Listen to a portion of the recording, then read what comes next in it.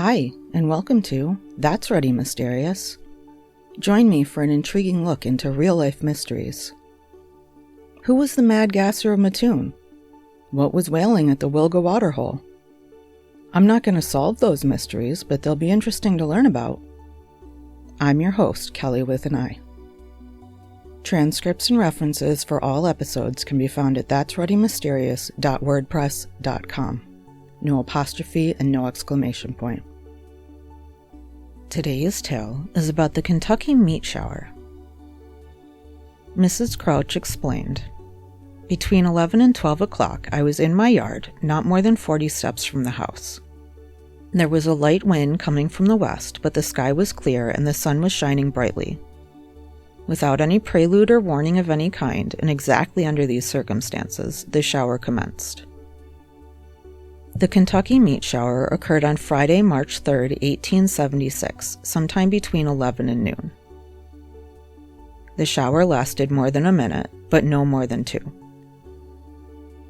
During the shower, fresh, raw meat rained down on the Crouch farm. Some was as light as a snowflake, while other bits were up to 3 inches in length. The meat covered an area of about 100 yards, or about 91.5 meters long, by 50 yards, or about 41.75 meters wide. The meat could be found on the ground, on fences, and on the farmhouse. The Crouch farm was a few miles outside of Olympian Springs, Kentucky, in Bath County. Mrs. Crouch guessed about half a bushel of meat fell from the sky. She was outside making soap at the time of the incident. Mr. Crouch and his son were not home at the time. The only witnesses to the event were Mrs. Crouch and her grandson. Sadie Robinson was a teacher who was boarding with the Crouches at the time, and she did not witness a shower. By the time she got outside, it was over. At first, Mrs. Crouch believed that her husband and son had been killed and that their flesh was coming back home on the wind. The Crouches believed this shower was either a miracle or a warning. Most people thought the meat was beef. It had a similar color and smell. Local hunter, Benjamin Ellington, said the meat was too greasy to be beef. He said it was more likely to be bear meat. To determine once and for all what kind of meat it was, some hunters taste tested the raw meat. By taste alone, they believed the meat was either venison or mutton. Local butcher L.C. Frisbee also taste tested the meat. He said, "It tasted neither like flesh, fish, or fowl." He said it tasted so foul that he could not swallow the meat. He described a milky, watery fluid coming out of the meat. C.J. Craig arrived at the farm 2 hours after the shower occurred. He found meat on the briars, fence, and ground. He described the meat as soft and tender. He didn't see any blood, but found dark stains on the fences. He said the smell was strange, more like fresh blood than anything else. Reverend J.R. Nichols saw the meat and described blood coming out of it. He said the meat looked like mutton. Mrs. Crouch collected a sample and gave it to Olympian Springs proprietor Harrison Gill, who preserved it in alcohol. Town officials also came and collected some samples, which they sent off to chemists and universities around the country. Professor Smith thought the meat was frog spawn, but people didn't like that explanation. A chemist from Louisville College said the meat was mutton. Eventually, scientists stopped trying to figure out what the meat was and instead focused on why it fell from the sky. One scientist said the meat shower was the result of a meteor shower.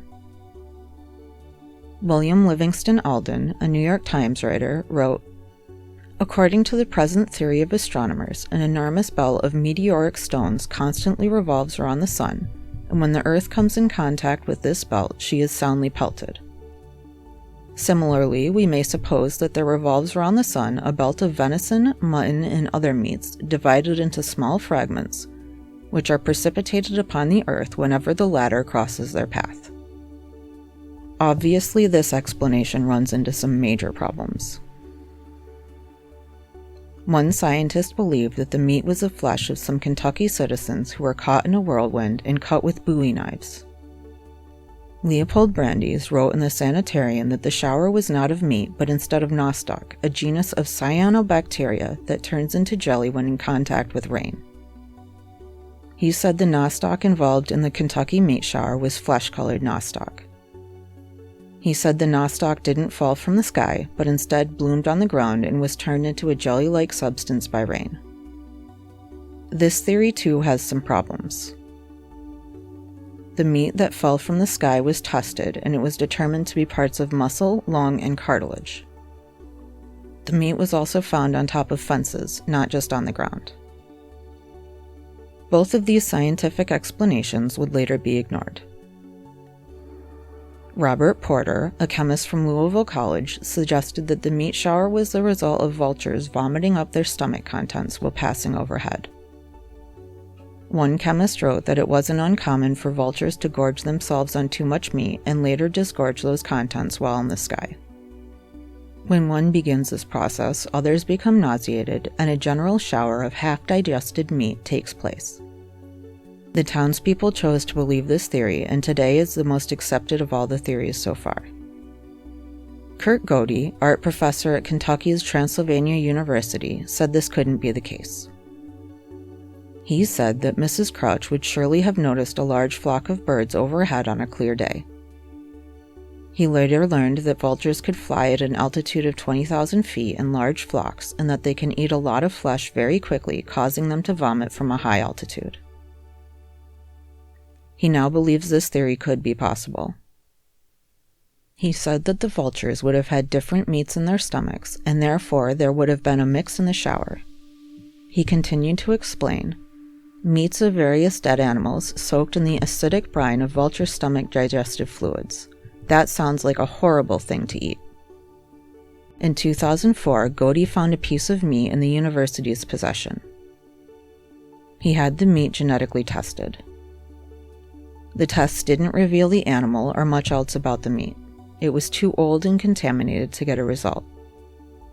He then had a Cincinnati lab create jelly beans based on the flavor compounds in the meat. He described the flavor as strong enough that he would have immediately spit out any meat flavored as such. He described it as a heavily sugared bacon with a metal aftertaste. In 2007, Godey brought the jelly beans to Mount Sterling's annual Court Days, a fall festival. He gave samples to festival goers. Some said it tasted like ham, others like lamb that has started to go bad, others like pre-cooked bacon, and still others like a strawberry pork chop. Godey doesn't know if the case will ever be closed. He said he wanted to think of it as an enduring mystery left open because it occurred during a time in which people didn't have to solve everything. Some believe that a passing balloonist accidentally dropped the meat out of his lunchbox.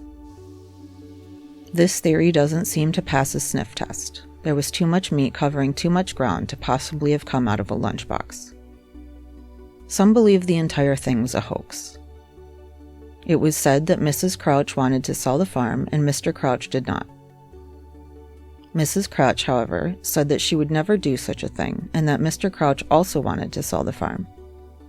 When asked if Mrs. Crouch could be lying, Mr. Tolliver said, "She would not deceive anyone about anything." When asked if she saw any blood on the meat, Mrs. Crouch said that she didn't look closely or touch the meat. She said the meat came from overhead but may not have come from the clouds. Cats, chickens, dogs, and hogs all ate some of the meat, none of them suffering any unusual effects. The dog did get quite sick, but this may not have been related to eating the meat. What caused the Kentucky meat shower? What kind of meat rained down on that day? What do you think?